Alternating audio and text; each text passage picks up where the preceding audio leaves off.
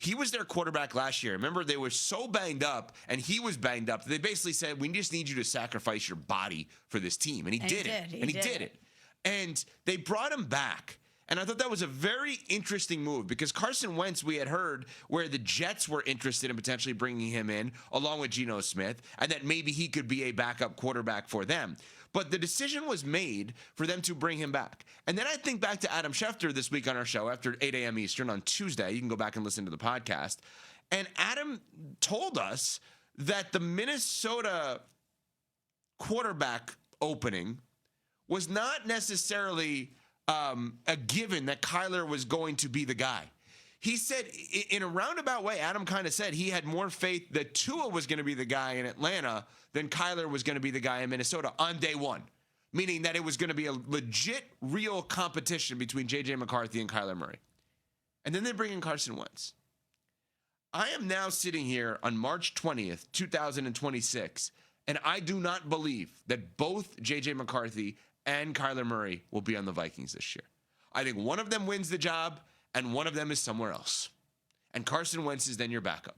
And I understand it doesn't cost you much, but if J.J. McCarthy wins the job, I don't think Kyler Murray is going to sit there as a backup quarterback to J.J. McCarthy. I think that they probably are willing to trade him or release him and let him go start somewhere else that may be in need of a quarterback, that maybe their quarterback competition didn't turn out the way that they thought it would. Someone doesn't develop, guy gets banged up. And if J.J. McCarthy does not beat out Kyler Murray, and he is as kind of up and down as Smalls told us he would be before last season, and he's still that way, I could see them saying, you know what, bad pick.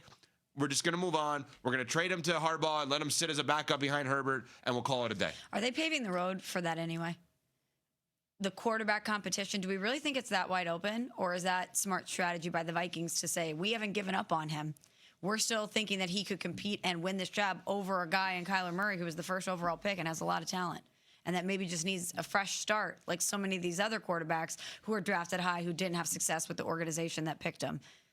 So are they actually hoping that this is an open competition, or are they paving the way by spinning the narrative that they haven't given up on him to ultimately move him? Yeah, I think that could be it, or maybe they're just hoping this is the thing that finally motivates him to be the guy that they want him to be. I think as we sit here today, the most likely quarterback on the roster for Minnesota to start the season is Carson Wentz. Because I can't confidently say that Kyler Murray at $1.3 million and J.J. McCarthy in year 3 of a rookie deal where he has not proven anything, they're definitely going to be on the roster. David, Carson Wentz feels like the most likely quarterback to be on the Minnesota Vikings roster to start the season this year. This is like the most I've agreed with you in a long time. I'm with you. I think like the Carson Wentz, not to say that, I don't usually agree. No, this fine. is like very on point. Like this is like an absolutely on point thing to say. I think Carson Wentz is locked into that number 2 spot. And with both of these quarterbacks, whoever you have starting, there are going to be issues in which you are concerned about. Carson Wentz may have to start some of these games, whether it's J.J. McCarthy being inconsistent, Kyler Murray getting hurt. Carson Wentz is a lock at the 2 spot, at the number 2. Whoever is below him probably will not be on that roster for much longer on that team. But I do think that this is Kyler Murray's job that he's going to have to lose. Like, I don't think that there's an idea that J.J. McCarthy if J.J. McCarthy outperforms Kyler Murray, I think it'll say more about Kyler Murray than it does J.J. McCarthy. So if J.J. McCarthy outperforms Kyler, gets the job, let's assume Kyler then is not on the team. He's not starting anywhere this year? Kyler Murray? Yeah. Yeah, I would have to say, like, if you can't beat J.J. McCarthy out for a starting position, there's going to be a lot of questions about how good you can be anywhere. At that point, you're better off going somewhere where you're going to learn for a year, I guess, which is wild to say at this point in his career, right? But, like, if you're going to back up J.J. McCarthy, and J.J. McCarthy is okay enough and doesn't get hurt, you're going to have a full season as a former number 1 pick where you're going to back up J.J. McCarthy. That seems odd to me. That's why I will say Carson Wentz, most likely quarterback on their roster. Where did you go? If we're going to be honest about this. Where did I go? I said to you in the cafeteria, I'm going to go get a protein bar over at the coffee place. And then you just kept walking. But then I saw you disappear and I'm walking. I sat at the coffee place. I thought you'd walk back over once you paid. And then I never saw you. So I went about my day. Left. So we literally went upstairs. I was like, I got to get something to eat quickly. And I go upstairs to our cafeteria on the top floor here. Not the top floor. It's whatever it is. And beautiful. It's above our floor. It's a 10th floor. 10th floor. It's Fantastic a beautiful, beautiful, breathtaking space that we have up there. Like you just walk up there and you're like, holy crap, this is the greatest place to be. It's just so amazing. And so we're like, all right, let's go. And you had a call at 10:30, whatever it is, when we were done. And I'm like, all right, let's just quickly grab something to eat and then we'll go. And then you disappeared. You were yelling at me on the way up, which is fine. Do you want to go there? No, I'm saying I'm agreeing with your decision to do that. You were right. You're agreeing with my decision. To vent at me, yes. And so what I'm saying to you is... I'm glad you changed your stance on that. Oh, no, not what you said. Your decision for you to say it to me. Anyway, so we go upstairs, and then she disappears. So that's loss 2. Loss 3 is Wisconsin getting upset. Loss 4 is the Heat getting their butts kicked, and then by the Lakers. And loss 5 is honestly the Heat fans cheering MVP for Luka. Pretty bad. Did you go home and ask your wife some questions? I don't think we ever discussed that. I got to be honest with you. You didn't tell her that the person whose poster was on her wall sat in studio with you and pretended like she was texting him. That's not a noteworthy thing to share with your spouse at the end of the day? Yeah. Seems like something you should bring up. Yeah, it was more of who's taking this one there and who's got this there, and like it's just it's like I'm a driver. Or just the John Starks poster back in the day. Yeah, was it just because of like you liked his plus minus, or was like what was it? Yeah, I don't know. Maybe I'll bring that up today to her. I did not bring that up yesterday to her. Maybe I should have. But anyway, what would you like to say? I would just add that to the list of L's for the day. Yeah, cool. Not debriefing your day with your partner, life partner. Cellmate, some kind of soulmate.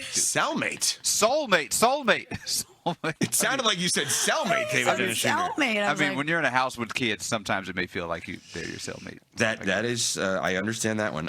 By the way, so there was something that happened this week in the NFL that I think went too unnoticed, and I want to bring it up for the audience here. So, did you notice that there was a proposal sent in by the Cleveland Browns for trades to be made in the NFL more years out relative to draft picks? Okay. So right now, like the NBA, you could trade picks 7 years out. In the NFL, you could trade picks 3 years out. And the Cleveland Browns walked in and proposed to trade 5 years out. Now, we have seen more trades this offseason in the NFL than like ever before. It's even like little random ones that you see Schefter reporting like, oh, wait, Andy Dalton is still in the league and Andy Dalton got traded from the Panthers to the Eagles for a 7th round pick. Like we're seeing trade after trade after trade. And that news came in about the Browns' proposal to trade more picks more years out. And I thought to myself, that's interesting that they're the team doing that. Because then I went Wendy's fingers. And why would they do that? Maybe the rumors are true. Maybe when everyone says that Jimmy Haslam, the owner of the Browns, is obsessed with the Manning family and trying to get Arch Manning, that they did this specifically for this reason right now. Because next year, if you could trade picks 5 years out, maybe he's going to tell his team, no matter what, I want him on our team. Every pick 5 years out. We now have more first rounders to trade. Is there a reason? Am I reading too deep into this? Or is there a reason that this team this year, right now, is proposing this to start for next year in the 27 draft? Sometimes it's not necessarily the message, it's the messenger that makes you scratch your head. You're sitting here thinking about the future. I sit here and think about the past with the Cleveland Browns. I'm like, of all teams that wants to propose being able to trade picks up to 5 years in the future, it's you guys. You guys, the architect of the worst trade in NFL history for Deshaun Watson. You guys who gave up a first-round pick in 2022. Oh, and a fourth-round pick. A first-round pick the following. You gave up, 3 firsts for Deshaun? I don't even need to go through the list.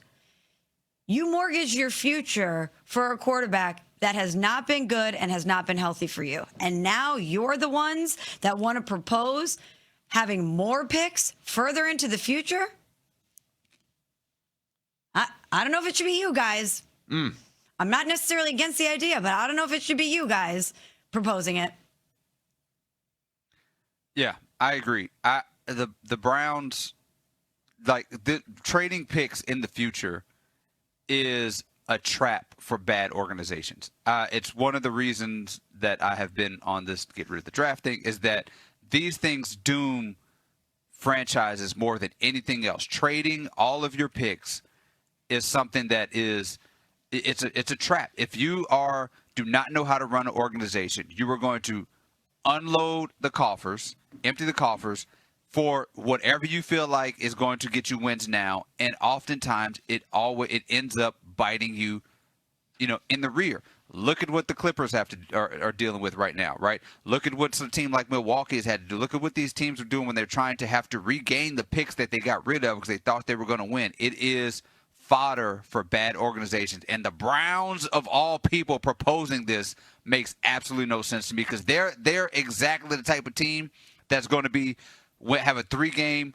3 wins in a season and then look up and say we don't have any picks this year. That is exactly what will happen to the Browns if this passes. Per Adam Schefter, since 2026 new league year started last week, there have been 18 trades, including the Andy Dalton one. From the day the 2025 new league year started until the NFL draft, there were 15 last year. So 1 week of the league year has already produced 3 more trades than there were over the weeks last year, right? And we saw, obviously, the big one with the Broncos and the Dolphins for Jalen Waddle. I understand what you guys are saying, that if you're a team that's made bad trades, in theory, you should look for rules to prevent you from making more bad trades. I look at this and I say, if you're a team that is not sure if you have your franchise quarterback, right? And I'm not saying Shedeur is or is not. What I'm saying is, that's it. That's where we're at. We don't know if he is or he isn't. We're going to find out probably more so this year, right? Hopefully he is for them and hopefully he is for him. But if you're a team that does not have a franchise quarterback, I think that you're now looking for any way of getting your franchise quarterback. And when I hear a team like the Browns proposing, hey, let's allow for there to be more picks traded in the future, I go to the place of, well, why would they do that now? And now is a year away from this amazing draft that everyone's been talking about, led by Arch Manning at Texas. And for those who are unaware, Jimmy Haslam, who owns the Browns, Jimmy D. Haslam, and also owns as a governor within the Milwaukee Bucks as well, that he is a huge Tennessee alum and Tennessee booster, Volunteers. He's got the relationship with Peyton Manning. He has that relationship with that family. And you wonder if he is, because everyone thinks, oh, he's enamored by Arch Manning. I don't know if he is or he isn't. I do know that having the ammo to give up as many picks as possible, theoretically, more than ever before to any other team, would help you get that guy. No?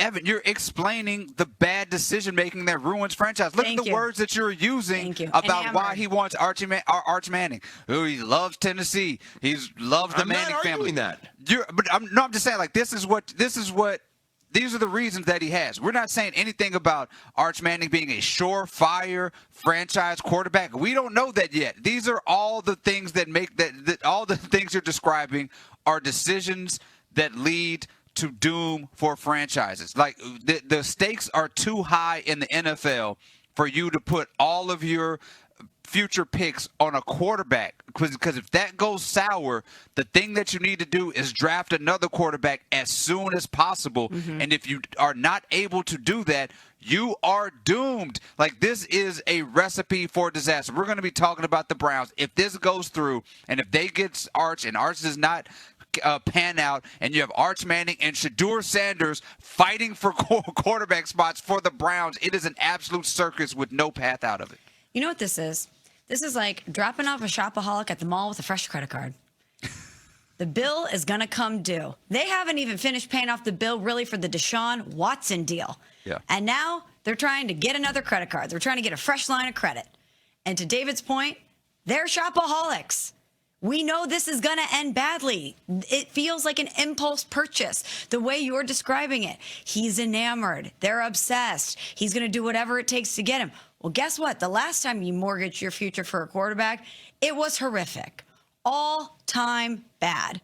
Again, it's not even the message. It's the messenger in this scenario. I don't know if I want to hear the Browns talking about mortgaging more draft picks further into the future so that they can make another potentially horrific decision at the quarterback position. Well, hopefully you've made better decisions out there with your bracket challenge going on right now. I mean,